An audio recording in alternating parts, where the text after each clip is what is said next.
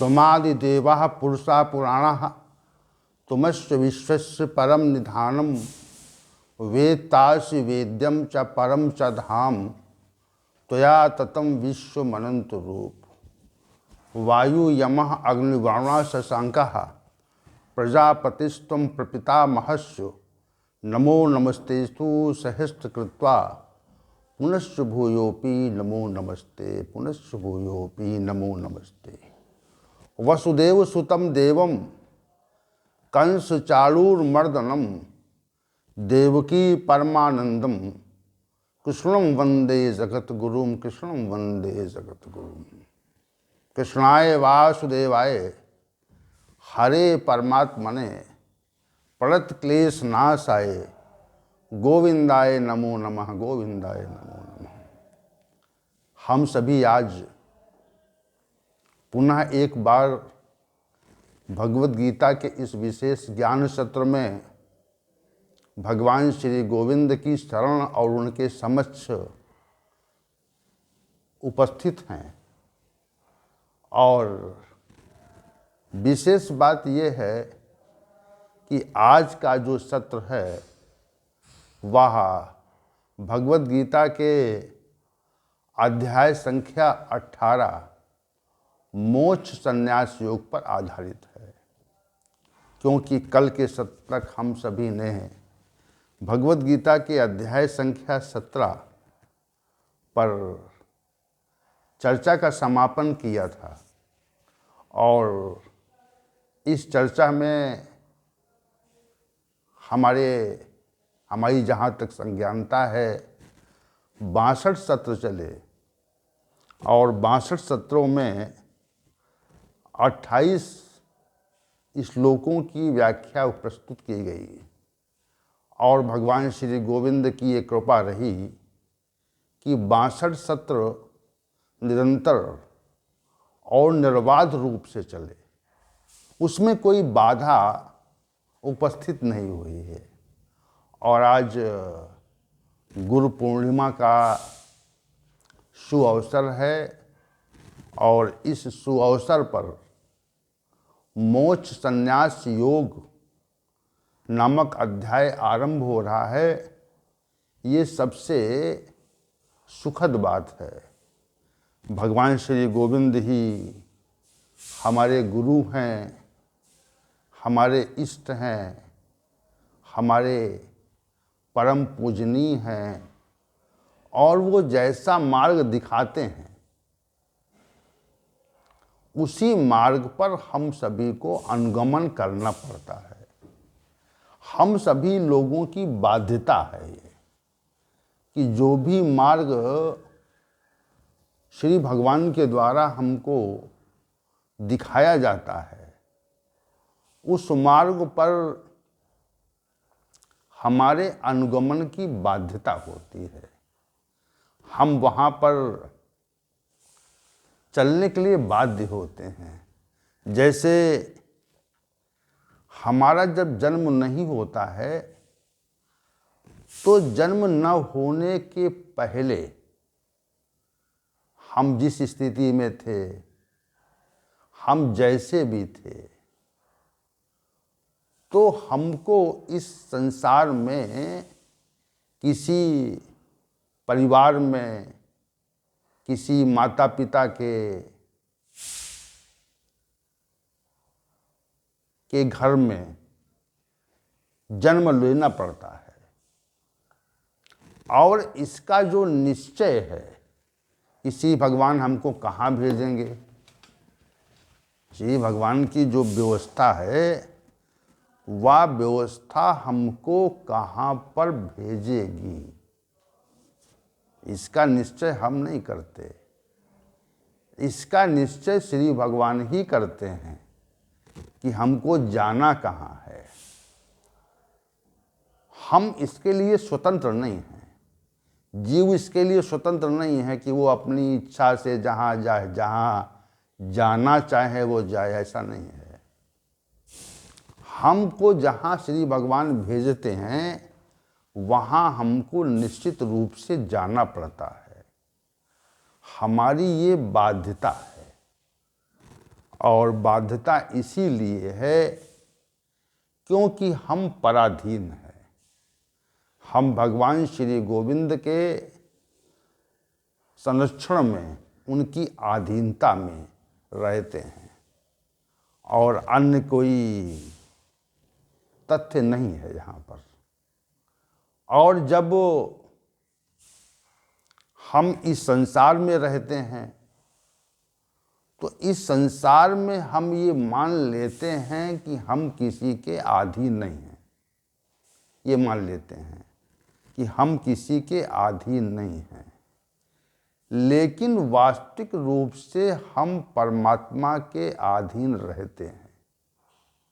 परमात्मा के अधीन निश्चित रूप से रहते हैं। उसकी व्यवस्था में हमें अपना जीवन काटना पड़ता है, जीवन यापन करना पड़ता है। उस परमात्मा ने हमको केवल कर्मों की स्वतंत्रता दी है और कर्मों की स्वतंत्रता दे करके उसने हमको एक अवसर दिया कि हम उस अवसर का लाभ ले करके और शुभ कर्मों का आयोजन करके और हम अपना उत्थान कर सकते हैं। बस इतनी सी हमको स्वतंत्रता है कि कोई भी मनुष्य है, कोई भी व्यक्ति है इस संसार में, तो वो व्यक्ति शुभ कर्म करके अपना उत्थान कर सकता है।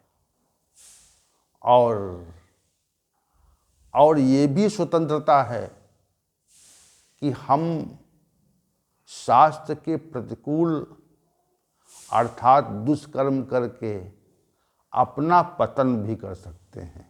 ये भी स्वतंत्रता है।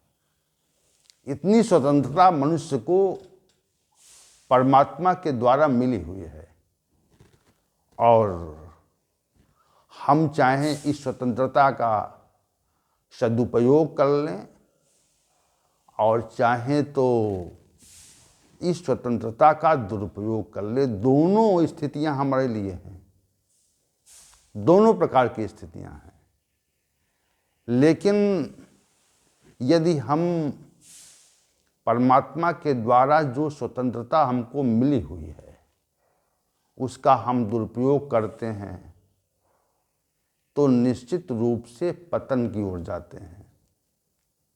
और उसका सदुपयोग करते हैं, भगवान श्री गोविंद की शरण में रहते हैं, उनको अपना मानते हैं, उन ये समझते हैं कि उनका नियंत्रण नित्य हमारे ऊपर है, तो हमारा कल्याण हो जाता है, हमारा भला हो जाता है। हमारे समक्ष अनुकूल परिस्थितियां स्वतः ही उद्भवित होने लगती हैं।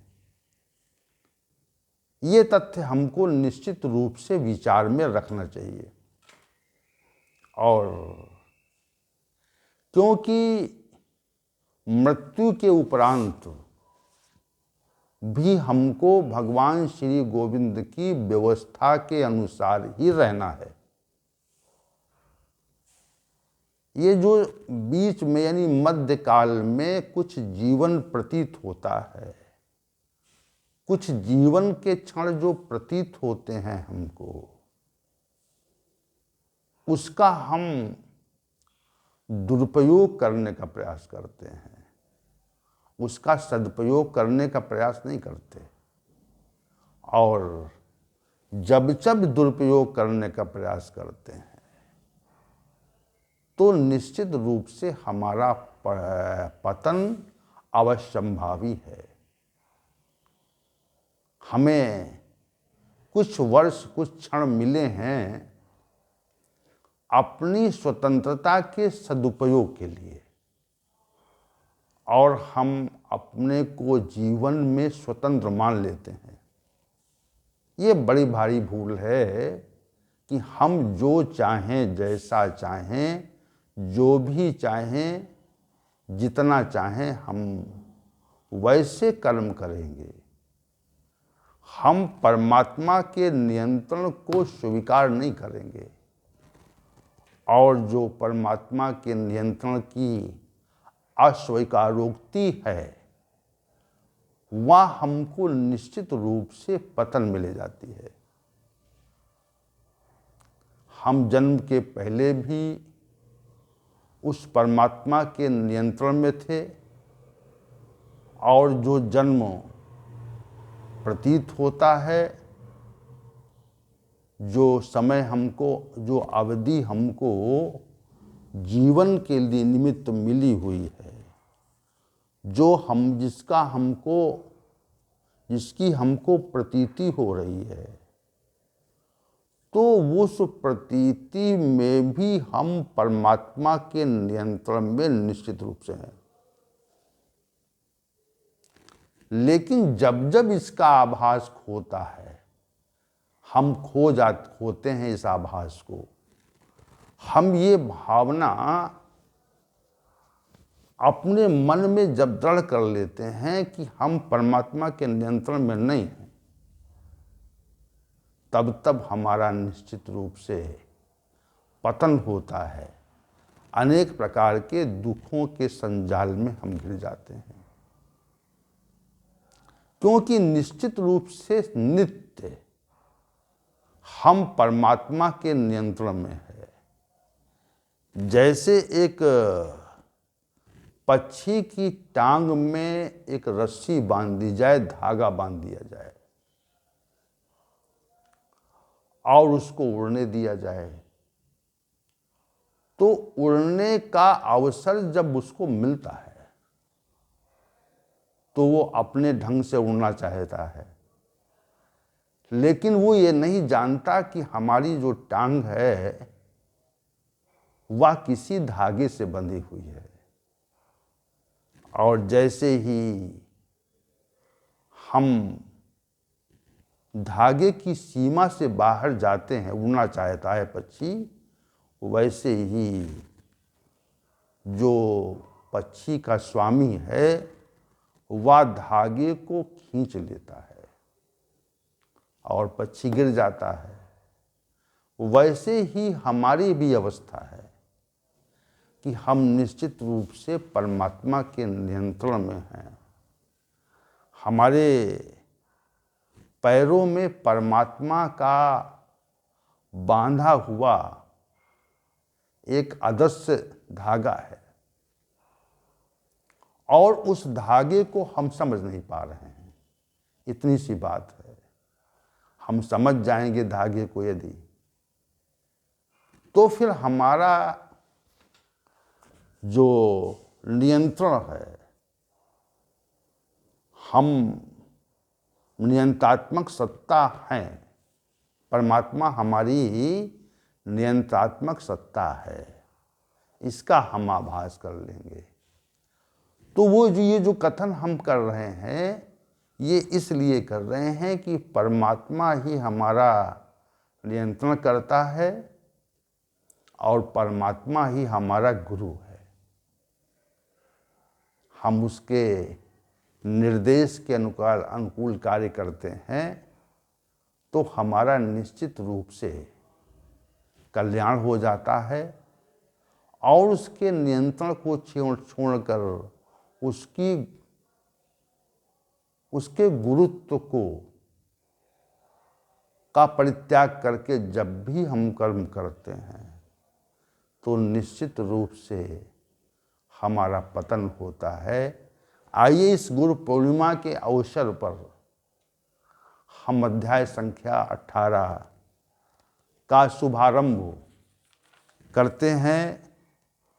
ये 18वां अध्याय, भगवद गीता का जो ये 18वां अध्याय है, ये मोक्ष संन्यास नाम से कहा जाता है। और संन्यास और त्याग के पृथक पृथक तत्व को जानने की इच्छा से अर्जुन का इस अध्याय के शुभारंभ में प्रश्न है, संन्यासस्य महाबाहो तत्त्वमिच्छामि वेदितुम् त्यागस्य चा हृषिकेश पृथक केश निषूदन। हे महाबाहो, हे ऋषिकेश, हे केश निषूदन, संन्यास और त्याग के तत्व को मैं पृथक पृथक रूप से जानना चाहता हूँ। इसमें श्री भगवान के लिए 3 संबोधन दिए हुए हैं। क्योंकि अध्याय संख्या 17 समाप्त हो गया है, श्रद्धा त्रय विभाग योग अध्याय समाप्त हो गया, और इस अध्याय के समापन के उपरांत श्री भगवान ने अर्जुन की ओर दृष्टि डाली। तो जैसे ही दृष्टि डाली वैसे ही अर्जुन प्रश्न की मुद्रा में खड़े हो गए और उन्होंने इस प्रश्न कर दिया। 3 संबोधन दिए हैं, महाबाहो, ऋषिकेश और केशी निषूदन। विशेष ये संबोधन श्री भगवान को दिए। और संन्यास क्या है और त्याग क्या है, इस संबंध का प्रश्न श्री भगवान से अर्जुन ने किया। तो इस प्रश्न के संबंध में विचार से पूर्व हम संपूर्ण दृष्टि अध्याय संख्या 17 पर डालना चाहते हैं, क्योंकि वह सारा विषय हमारी स्मृति में रहता है। तो स्मृति में जो पूर्व विषय रहता है तो फिर हमको अग्रिम विषय समझने में सहायता मिलती है। जैसे हमने कक्षा 5 तक पढ़ाई की और कक्षा 5 के जो विषय थे अगर हमारी स्मृति में नहीं रहते तो फिर कक्षा 6 का जो विषय सूची है, पाठ्यक्रम है, वह समझने में हमको परेशानी का अनुभव होता है। इसलिए उसको हम अपनी स्मृति में रखते हैं। ये तथ्य हम यहाँ पर कहना चाह रहे हैं। तो एक बार पुनः चूंकि 17वें अध्याय श्रद्धा त्रय विभाग योग का समापन हो चुका था कल, तो उसके संपूर्ण विषय को एक बार हम व्याख्यापित करना चाहेंगे संक्षेप में, ताकि वह समग्र विषय आपकी दृष्टि में आ जाए। अध्याय संख्या 17 जब आरंभ हुआ तो उसके आरंभ में ही अर्जुन का एक प्रश्न है, ये शास्त्र विधिम उत्सज्य यजन्ते श्रद्धया अन्विता तेषाम निष्ठा तू का कृष्ण सत्वमा हो रजस्तमा। हे अर्जुन, जो शास्त्र विधि को नहीं मानते उसको छोड़ देते हैं, लेकिन उनके अंदर श्रद्धा है, तो श्रद्धा होने पर जो भी यजन पूजन होता है तो वो श्रद्धा सात्विकी है, राजसी है अथवा तामसी है। ये प्रश्न श्री अर्जुन ने श्री भगवान से किया और श्री भगवान ने इसका श्लोक संख्या 2 में उत्तर प्रस्तुत किया। त्रिविधा भवत श्रद्धा देहि नाम सा स्वभावजा सात्विकी राजसी चैव तामसी चेति तामसृणु। हे अर्जुन, समस्त मनुष्यों की स्वभाव से उद्भवित होने वाली श्रद्धा सात्विकी, राजसी और तामसी ऐसे 3 प्रकार की होती है, जिसकी व्याख्या मैं आगे आपकी समझ प्रस्तुत करूंगा। तो श्री भगवान ने इस श्लोक में श्रद्धा को स्वभावजा कहा, स्वभाव से उत्पन्न होती है। आगे श्री भगवान ने कहा सत्वानुरूपा सर्वस्य श्रद्धा भवति भारत, श्रद्धा मयोयम पुरुषो यत् श्रद्धा सा एव सा। हे अर्जुन, समस्त मनुष्यों की, प्राणी मात्र की जो श्रद्धा है वह सत्व अर्थात उनके अंतःकरण के आधार पर ही होती है, क्योंकि ये जो मनुष्य है या समग्र रूप से श्रद्धा से भरा हुआ है। इसलिए जो मनुष्य जैसी श्रद्धा से भरा हुआ है वह मनुष्य वैसा ही है। यजन्ते सात्विका देवान यच्छ रक्षांसि राजसा, प्रेतान भूत गणांश जानने यजन्ते तामसा जना। आगे श्री भगवान ने कहा सात्विक पुरुष तो देवताओं का यजन करते हैं, राजसी पुरुष जो हैं यक्ष और राजसों का, और तामसी मनुष्य जो हैं वह भूत और प्रेतगणों की उपासना करते हैं। तो उपासना के संबंध का विषय कह दिया। श्री भगवान ने आगे कहा अशास्त्र विहितम घोरम तपयन्ते ये तपो जना दंभाहंकार संयुक्ता काम राग बलान्विता। हे अर्जुन, जो मनुष्य शास्त्र विधि का परित्याग करके और कठिन तपश्चर्या करते हैं वे दंभ, अहंकार, कामना, आसक्ति और सामर्थ्य के अभिमान से भरे होते हैं।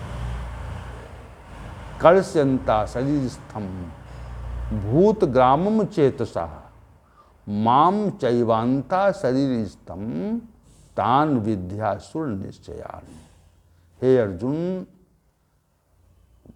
शरीर रूप में स्थित भूत समुदाय अर्थात पृथ्वी, जल, वायु, अग्नि, आकाश को और अंतःकरण में स्थित उस परमात्मा को भी वो कष्ट देते हैं, और ऐसे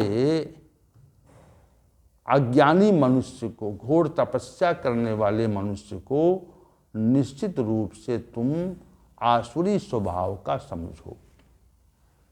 आगे श्री भगवान ने आहार, यज्ञ, तप और दान के भेद के वर्णन को आरंभ किया और कहा आहारास्त्वपि सर्वस्य त्रिविधो भवति प्रियः यज्ञस्तपस्तथा दानम तेषाम भेद मिमं शृणु।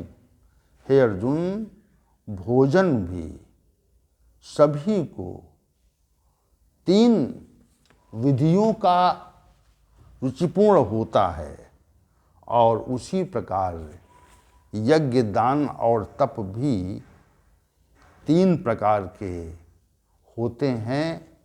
इनका जो भेद है, प्रकार हैं, उनको मैं आगे वर्णन करता हूँ। इसके उपरांत श्री भगवान ने श्लोक संख्या 8 से और 10 तक, श्लोक संख्या 10 तक आहार के सात्विक आहार के बारे में, राजसी आहार के बारे में और तामसी आहार के बारे में वर्णन किया। तो सात्विक आहार का जो विषय था वो श्लोक संख्या 8 में व्याख्यापित किया गया।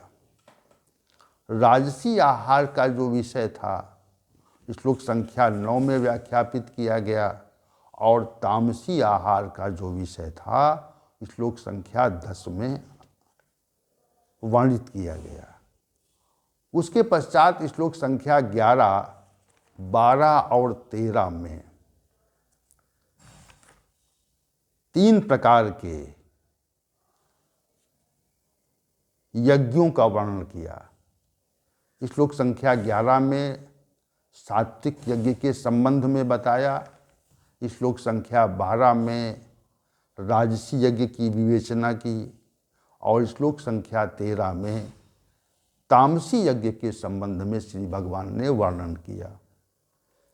अब इसके पश्चात श्री भगवान ने विषय का परिवर्तन किया और तप के संबंध में 6 श्लोकों में व्याख्या की।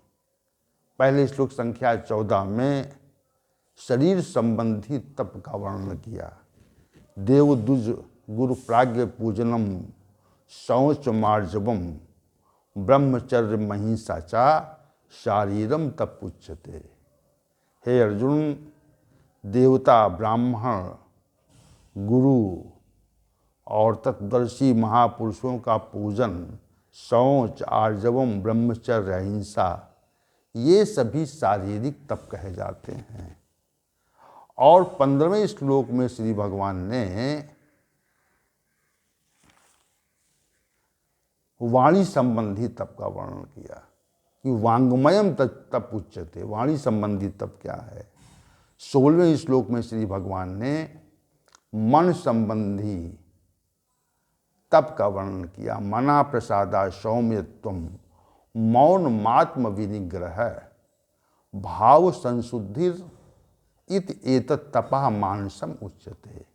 हे अर्जुन, मन प्रसन्न रहे, सौम्य भाव रहे, मौन रहे, आत्म विनिग्रह रहे, भावों में अच्छी प्रकार शुद्धि रहे, ये मन संबंधी तप कहा जाता है। और इसके पश्चात श्लोक संख्या 17, 18 और 19 में 3 प्रकार के तपों का विशिष्ट वर्णन किया। और श्लोक संख्या 17 में सात्विक तप का वर्णन किया, 18 में राजसी तप का वर्णन किया और 19 में तामसी तप के संबंध में स्पष्ट रूप से वर्णन किया।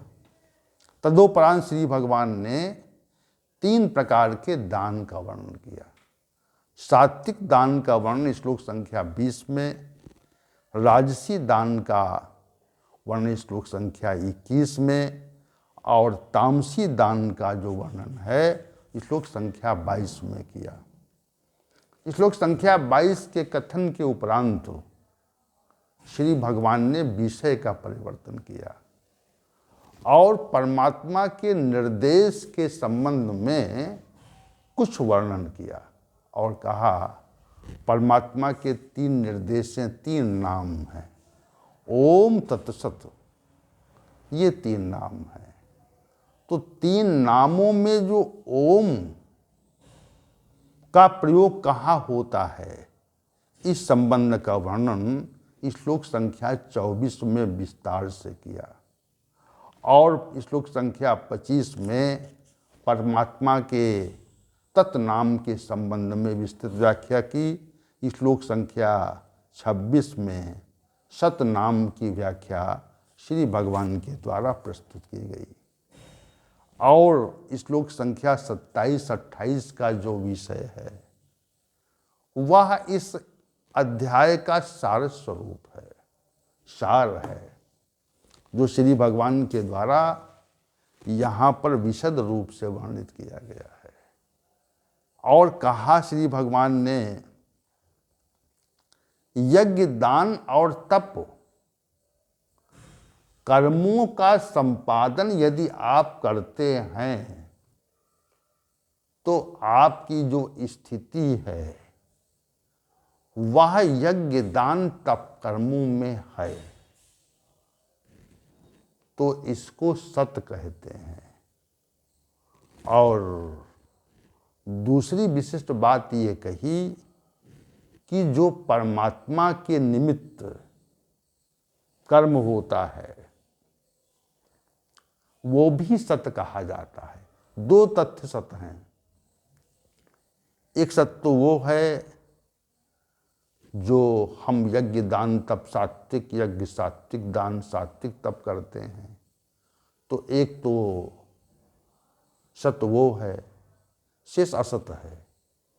और दूसरा सत्य वो है जो हम परमात्मा के निमित्त कर्म करते हैं, वो भी सत्य है।